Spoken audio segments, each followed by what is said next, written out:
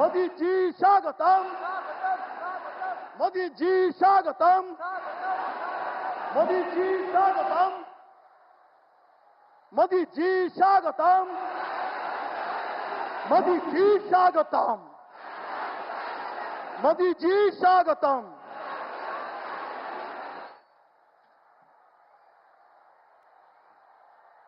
এখন আমাদের মধ্যে উপস্থিত আছেন আমাদের রাজ্যসভার এমপি, আমাদের সম্মানীয় প্রদেশের আমাদের প্রিয় সভাপতি সম্মানীয় শ্রমিক ভট্টাচার্য মহাশয় আমাদের আদরণীয় প্রধানমন্ত্রী মোদীজিকে উত্তরীয় পরিয়ে সম্মান জ্ঞাপন করবেন।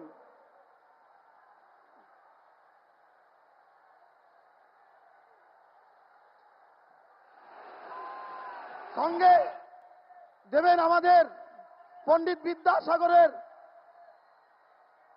মূর্তি দেবেন একটি। ভারত মাতা কি, ভারত মাতা কি। এখন আমাদের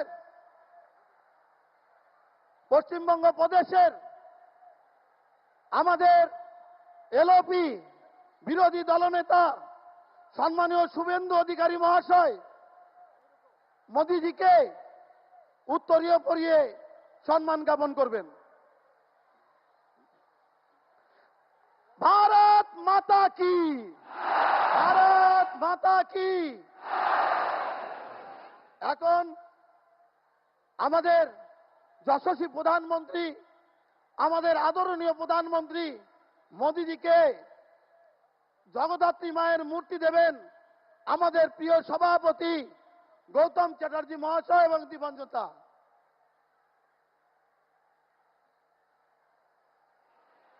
ভারত মাতা কি, ভারত মাতা কি।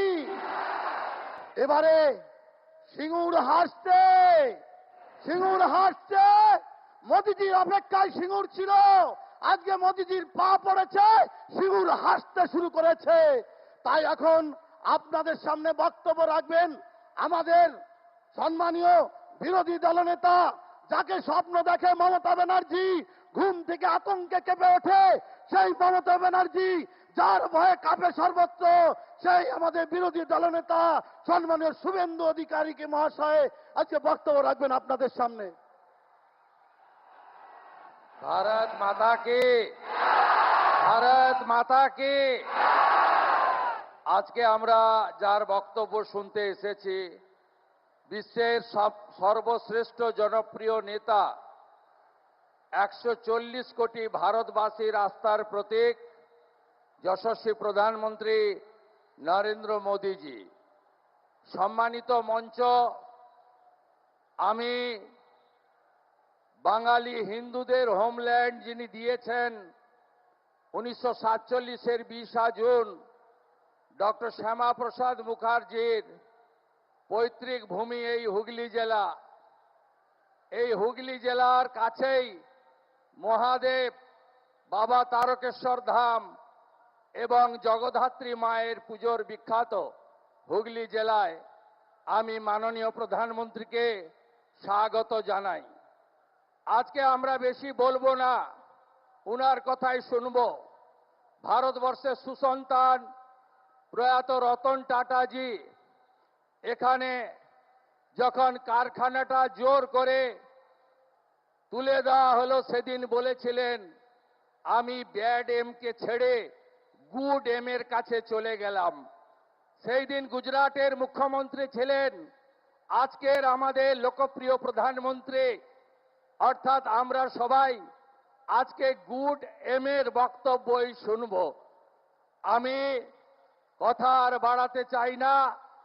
আমাদের সকলের নেতার নাম কি? আমাদের সকলের নেতার নাম কি? আমাদের প্রতীক কি? তাহলে আজকে আমরা জয়ের লক্ষ্য, পরিবর্তনের সংকল্প নিয়ে বাড়ি ফিরে যাব। হর হর হর হর হর হর। ত্রিশূলধারী বন্দে মাতরম।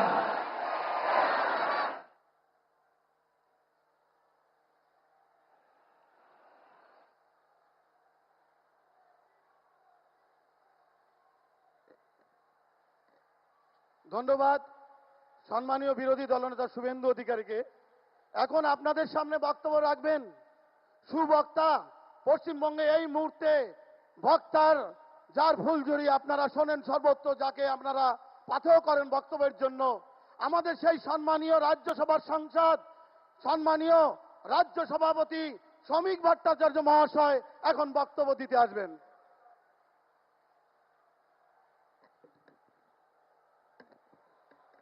পৃথিবীর জনপ্রিয়তম রাজনৈতিক ব্যক্তিত্ব ভারতের প্রধানমন্ত্রী শ্রদ্ধেয় শ্রী নরেন্দ্র দামোদর দাস মোদী, কেন্দ্রীয় মন্ত্রী, আমাদের পার্শ্ববর্তী রাজ্যের প্রাক্তন মুখ্যমন্ত্রী শ্রী সর্বানন্দ সোনোয়াল, মঞ্চে উপস্থিত আরো দুই কেন্দ্রীয় মন্ত্রী শান্তনু ঠাকুর এবং সুকান্ত মজুমদার, বিরোধী দলনেতা শুভেন্দু অধিকারী, এখানে উপস্থিত আমাদের নেতৃবৃন্দ, বিভিন্ন পাশের জেলা থেকে আগত আমাদের সহকর্মী বন্ধুগণ, সুধী নাগরিকবৃন্দ, নির্বাচক মণ্ডলী, মা ও বোনেরা, দেখুন, শিল্পের বদ্ধভূমিতে দাঁড়িয়ে আমাদের প্রধানমন্ত্রী নরেন্দ্র মোদী আপনাদের কাছে এসেছেন শিল্পায়নের বার্তা দিতে। পশ্চিমবঙ্গে নতুন বিনিয়োগ চাই, কৃষি শিল্পের সহাবস্থান চাই, নতুন শিল্পে কৃষকের অংশদারিত্ব চাই, এই স্লোগান নিয়ে আমরা আপনাদের কাছে এসেছি। প্রয়াত রতন টাটা বলেছিলেন, আমার মাথার উপর বন্দুক রেখে কেউ কোনো কাজ করাতে পারবে না। আসলে আমাদের যিনি মুখ্যমন্ত্রী বা তৃণমূল কংগ্রেস, রতন টাটার মাথায় শুধু বন্দুক রাখেননি, গোটা পশ্চিমবঙ্গ তথা ভারতবর্ষের শিল্প ব্যবস্থার মাথার উপরে বন্দুক রেখে দিয়েছিলেন। আজকে আমরা এই ব্যবস্থার পরিবর্তন করতে এসেছি। আমাদের সমুদ্র আছে, আমাদের নদী আছে, আমাদের মেধা আছে, আমাদের টাকা আছে, আমাদের সিঙ্গুরের এই জমি আছে। এখানে কৃষক জমি ফেরত পেয়েছে, কিন্তু জমি তার ফসল ফেরত পায়নি। মুখ্যমন্ত্রী সর্ষের বীজ ছড়িয়ে গিয়েছিলেন, কিন্তু এখানকার মানুষ সর্ষে ফুল দেখেছেন। তাই হুগলির মানুষ, রাজা রামমোহন রায়ের জেলার মানুষ শিল্পায়ন চান, বিকাশ চান, যে কোনো মূল্যে পশ্চিমবঙ্গের কর্মসংস্থানের শ্রীবৃদ্ধি চান, পশ্চিমবঙ্গের আর্থসামাজিক উত্তরণ চান। ভারী শিল্পের প্রয়োজনীয়তা আছে, না হলে বেলিলিয়াস রোড, বেনারস রোডের পুনরুজ্জীবন সম্ভব নয়।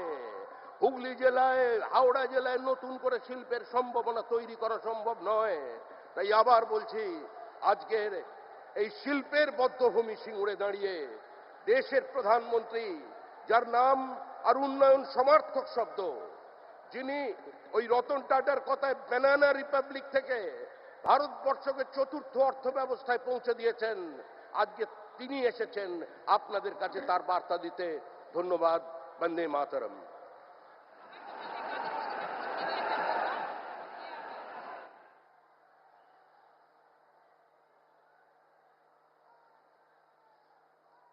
ধন্যবাদ মাননীয় রাজ্য সভাপতিকে।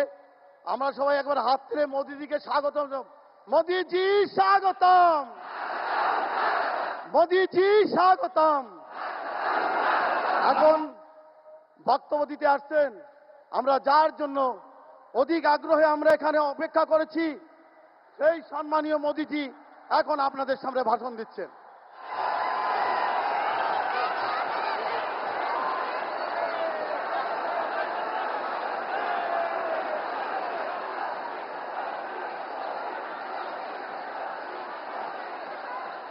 सबसे पहले तो ये जो सारे बाल मित्र अलग अलग पेंटिंग बना के ले आए हैं, जरा एसपी जी के लोग इसको कलेक्ट कर लें, वरना ये बच्चे एक एक घंटे तक ऐसे हाथ ऊपर करके खड़े रहते हैं।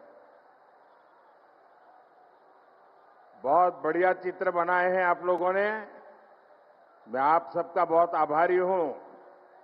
Thank you. और अगर आपने पीछे अपना आता पता लिखा होगा तो मैं आपको धन्यवाद का पत्र जरूर भेजूंगा। देखिए, उस तरफ भी कोई बेटी लेके आई है,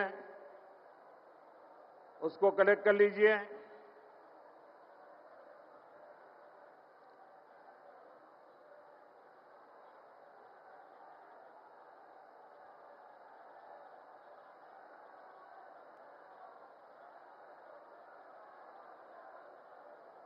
उस तरफ भी वो एक बेटी लेके आई है। मैं आप सबका बहुत बहुत आभारी हूं। भारत माता की, भारत माता की जय श्री राम कृष्णोदेव, जय मां शारदा। সিঙ্গুরের এই পবিত্র ভূমিকে আমার প্রণাম।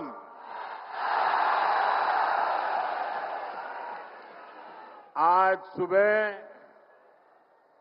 मैं मां कामाख्या की धरती पर था और अब यहां बाबा तारकेश्वर की धरती पर आप जनता जनार्दन के दर्शन करने के लिए आया हूं। साथियों, सिंगूर का ये जन सैलाब, आप सभी का ये जोश, ये उत्साह, और मैं तो देख रहा हूं, शायद पीछे लोग देख भी नहीं पाते होंगे। मैं अभी दोनों तरफ कोने पर जाकर देखा, दूर दूर तक लोग ही लोग हैं।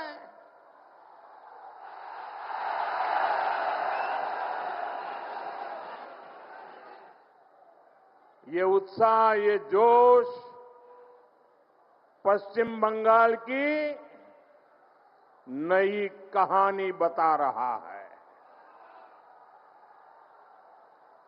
और मैं देख रहा हूं बहुत बड़ी संख्या में माताएं बहनें आशीर्वाद देने आई है, किसान आए हैं, श्रमिक आए हैं, और नौजवानों का जोश तो हम सब देख रहे हैं।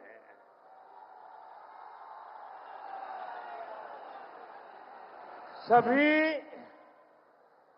एक ही भाव से, एक ही आस लेकर के आए हैं कि हमें असली परिवर्तन चाहिए। हर कोई 15 वर्ष के महाजंगल राज को बदलना चाहता है। और अभी तो बीजेपी एनडीए ने बिहार में जंगल राज को एक बार फिर से रोका है। अब पश्चिम बंगाल भी टीएमसी के महाजंगल राज को विदा करने के लिए तैयार है।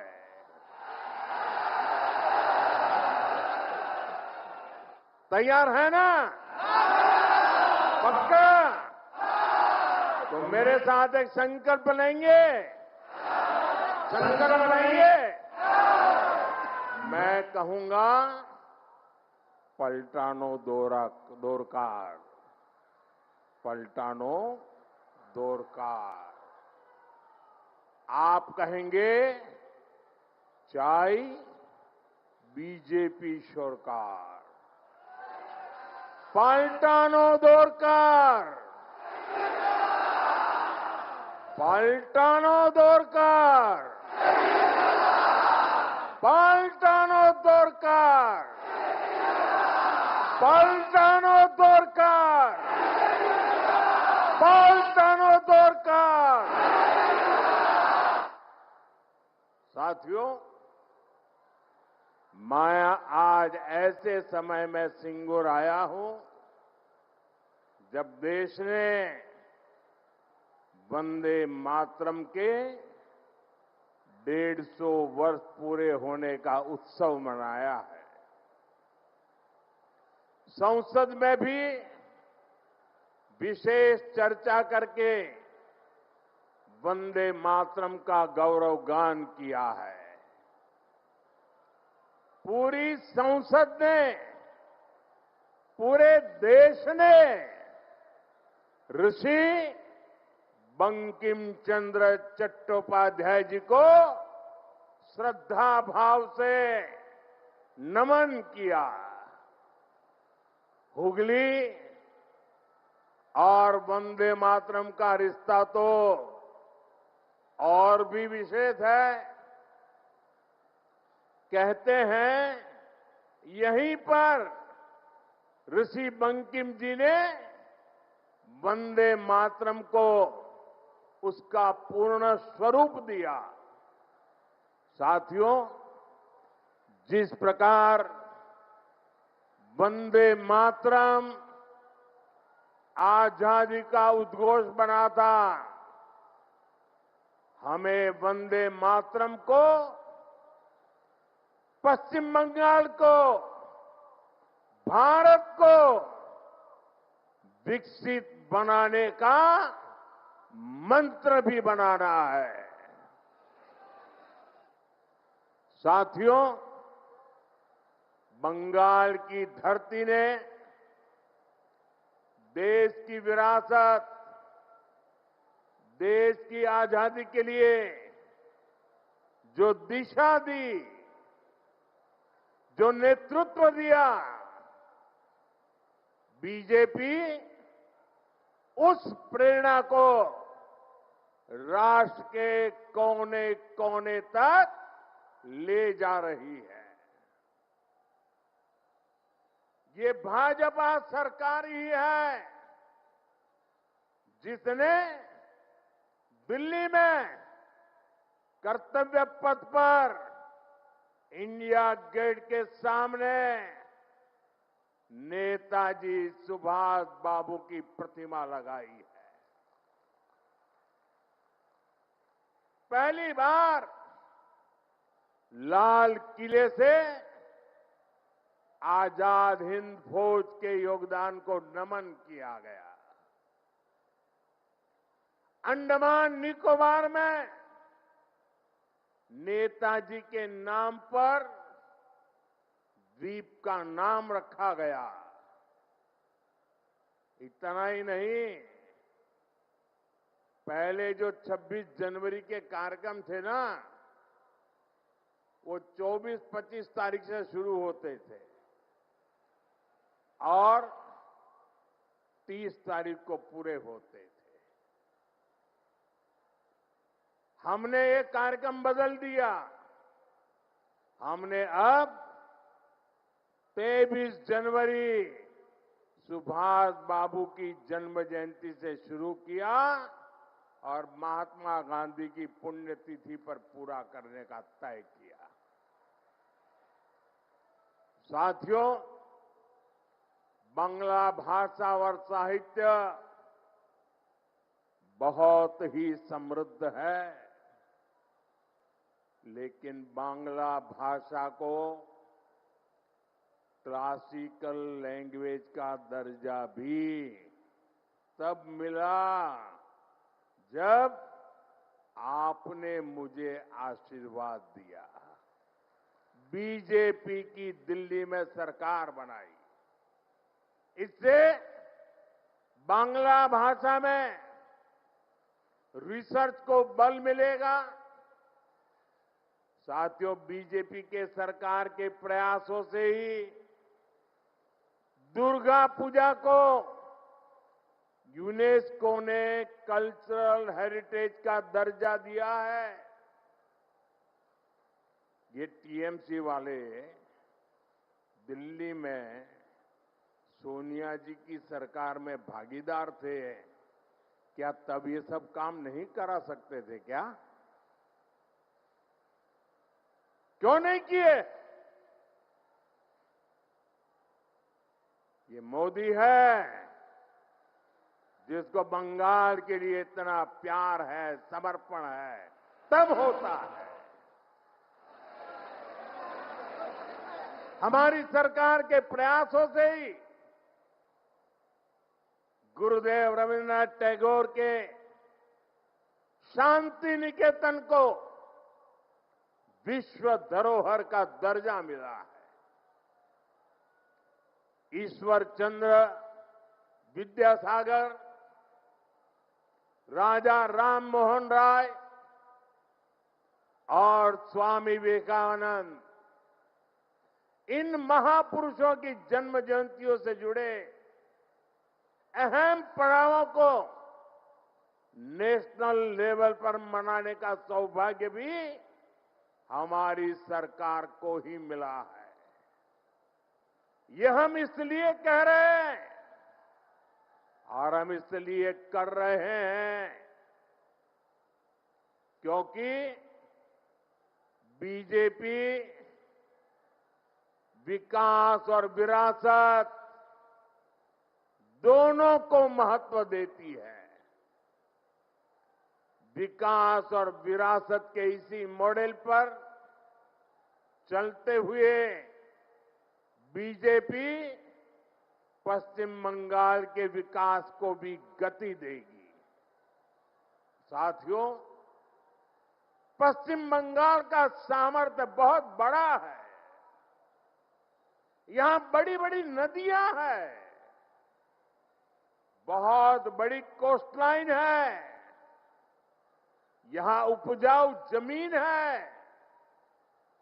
पश्चिम बंगाल के हर जिले में कुछ न कुछ खास है और यहां के लोग तो बुद्धि, प्रतिभा, सामर्थ्य, समर्पण अद्भुत है। भाजपा हर जिले की इस ताकत को और ज्यादा बढ़ाएगी और जब हर जिले के हिसाब से योजनाएं बनेगी तो इसका सबसे ज्यादा लाभ उन जिलों में रहने वालों के लोगों को होगा। जैसे यहां की धनिया खाली साड़ी है, यहां का जूट है, हैंडलूम से जुड़े अन्य प्रोडक्ट है। पीढ़ियों से लोग इस काम से जुड़े हैं। BJP one district one product scheme के तहत हर जिले के ऐसे प्रोडक्ट को प्रोत्साहन देगी। भाजपा सरकार बनाते ही प्लास्टिक को लेकर ठोस नीति बनाएगी और जूट की पैकेजिंग को और बढ़ावा देगी। इससे यहां के जूट उद्योग को और बल मिलेगा। साथियों, हुगली में बहुत बड़ी मात्रा में आलू और प्याज की खेती होती है। अन्य सब्जियां भी उगाई जाती है। दुनिया में फ्रेश सब्जियों की बहुत बड़ी डिमांड है। साथ ही पैकेज सब्जियां के लिए भी दुनिया में बहुत बड़ा मार्केट है।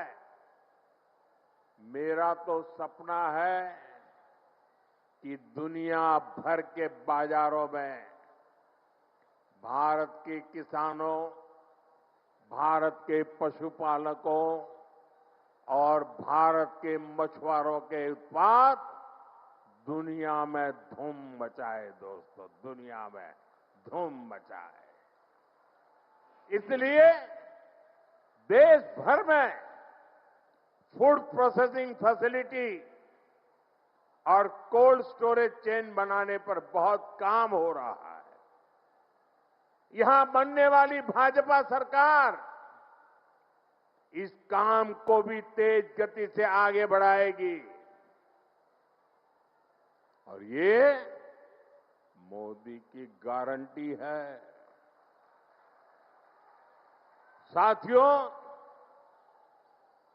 मेरा निरंतर प्रयास रहता है कि बंगाल के नौजवानों, बंगाल के किसानों, बंगाल की माताओं बहनों की हर संभव सेवा करूं।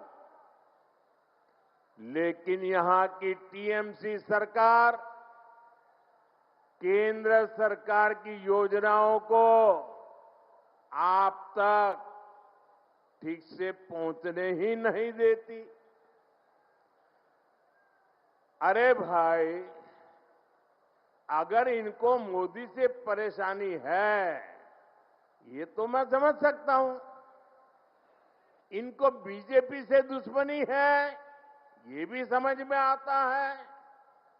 लेकिन टीएमसी तो बंगाल के लोगों से अपनी दुश्मनी निकाल रही है। टीएमसी यहां के नौजवानों, यहां की माताओं बहनों, यहां के किसानों से दुश्मनी ठाने हुए हैं।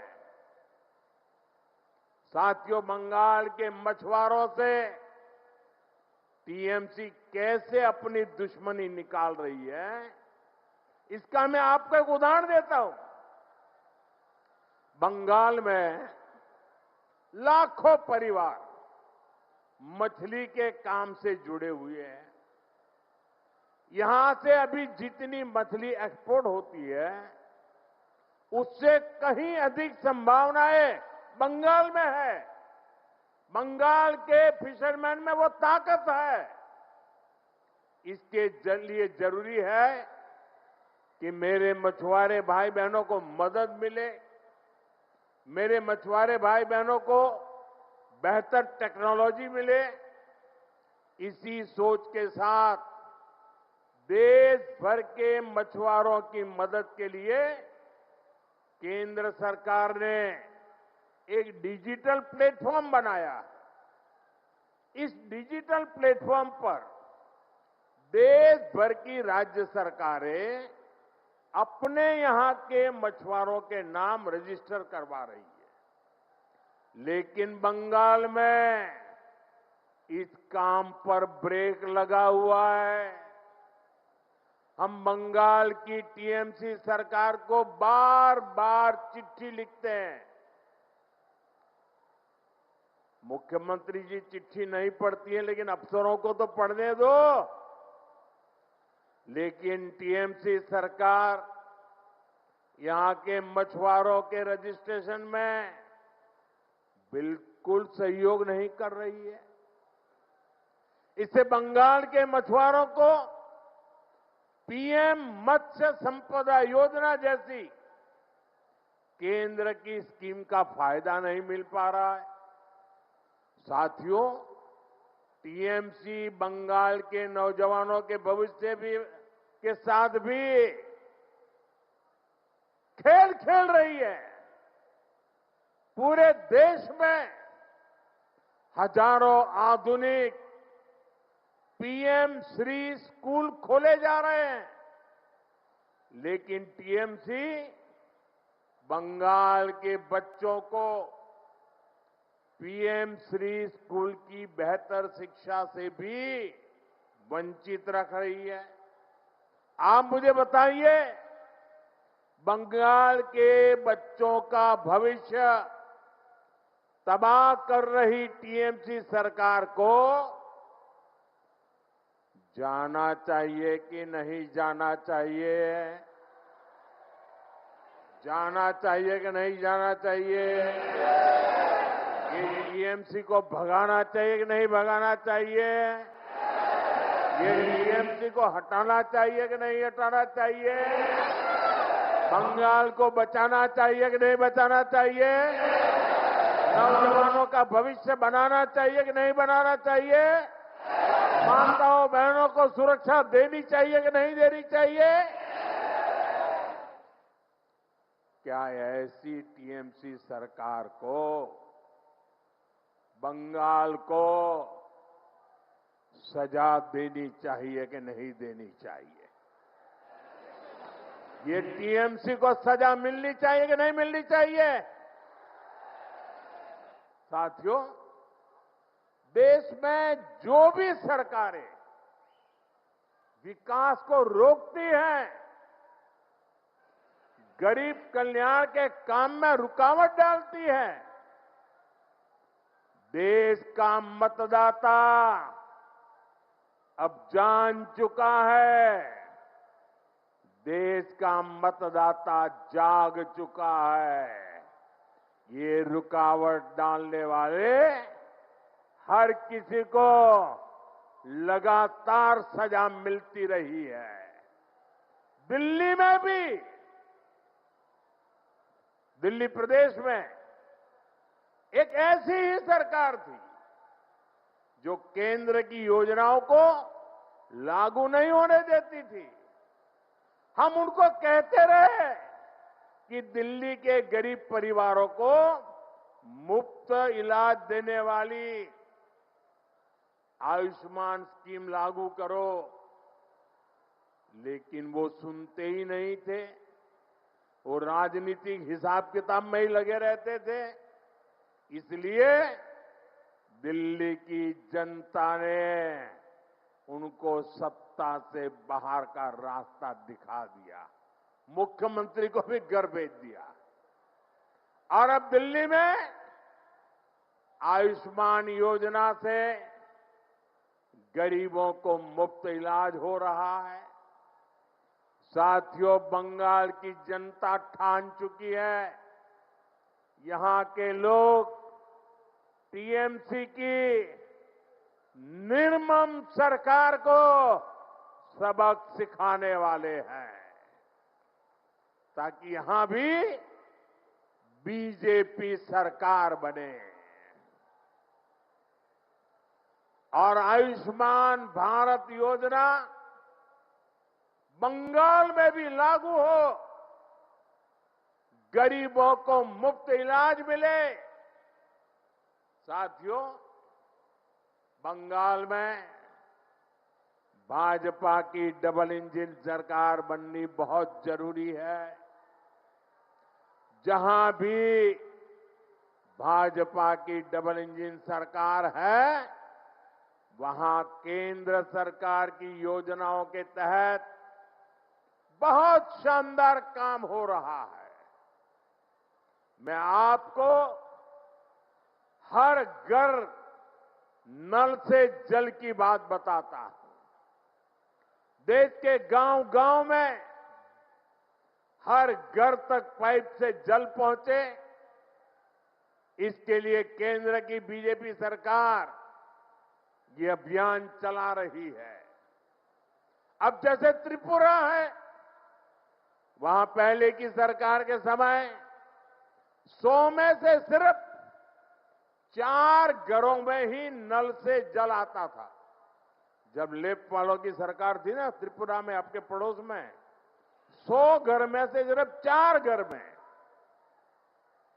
लेकिन बीजेपी की डबल इंजन सरकार के कारण आज वहां 100 में से 85 घरों में नल से जल आने लगा है। ये आंकड़ा आपको याद रहेगा? ये आंकड़ा आपको याद रहेगा? आप जरा बताएं, मैं ना दोबारा बताऊं मैं। जब ये लेफ्ट वालों की सरकार थी, तब 100 में से 4 घरों में नल से जल आता था। आज 85 घरों में, 85 घरों में पानी पहुंचता है। साथियों, आज भी बंगाल में आधी आबादी ऐसी है जिनके यहां नल से जल नहीं आता। अगर त्रिपुरा में बीजेपी ना आती तो वहां आज भी वैसा ही हाल होता। बंगाल में बीजेपी आएगी तो यहां हाल बदलेगा। हमारी माताओं बहनों को, हमारी बेटियों को पानी लाने के लिए कितनी परेशानी होती है। भाजपा सरकार इस परेशानी से आपको मुक्ति दिलाकर रहेगी और ये मोदी की गारंटी है।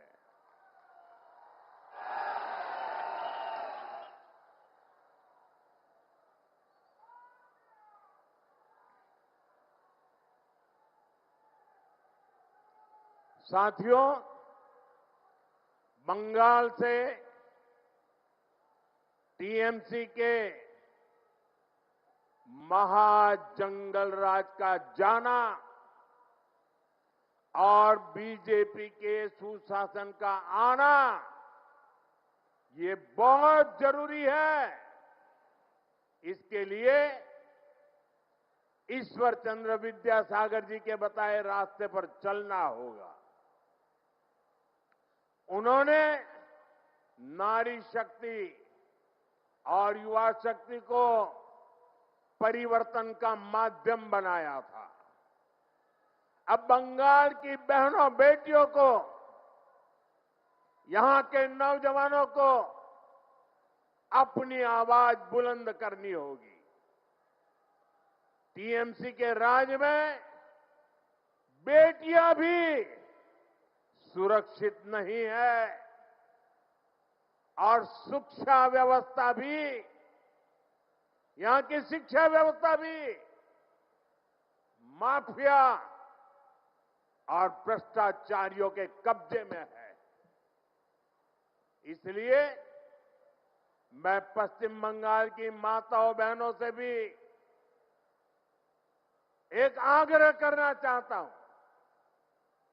आपके बेटे बेटियों को तब तक अच्छी शिक्षा और अच्छी नौकरी नहीं मिलेगी जब तक यहां टीएमसी के पास सत्ता की ताकत रहेगी।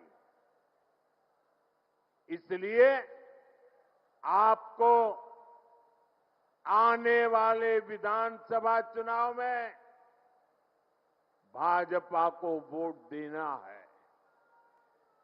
भाजपा को आपका एक वोट पक्का करेगा कि हां, कॉलेजों में बलात्कार, रेप और हिंसा की घटनाओं पर लगाम लगे। भाजपा को आपका एक वोट पक्का करेगा कि बंगाल में फिर से संदेश खाली जैसी घटना न हो। भाजपा को आपका एक वोट इस बात को पक्का करेगा कि फिर से बंगाल में हजारों शिक्षक अपनी नौकरी नहीं खोए। साथियों, टीएमसी को सबक सिखाना बहुत जरूरी है। यहां छोटे से छोटा टीएमसी का नेता खुद को बंगाल का माई बाप समझने लगा है। हुगली को तो इन्होंने शिक्षक भर्ती घोटाले के लिए बदनाम किया है। बीजेपी युवाओं को लूटने वालों को जरूर सजा दिलाएगी। साथियों, आपको एक और बात याद रखनी है।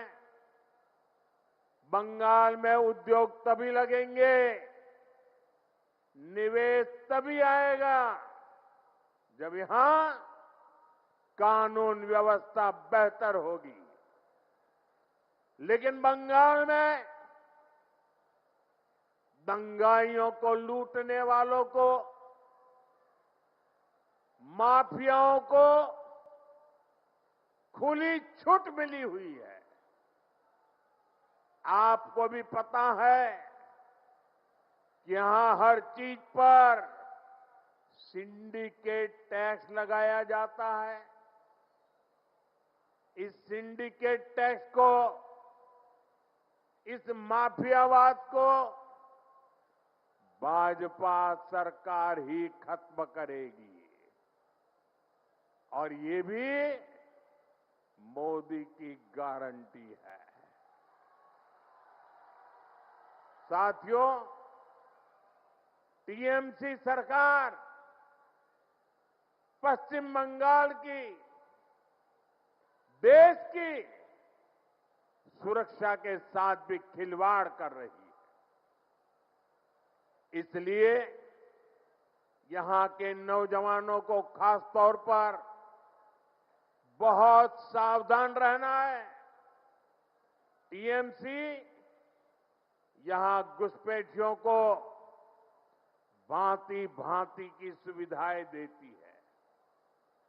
घुसपैठियों को बचाने के लिए धरने प्रदर्शन करती है।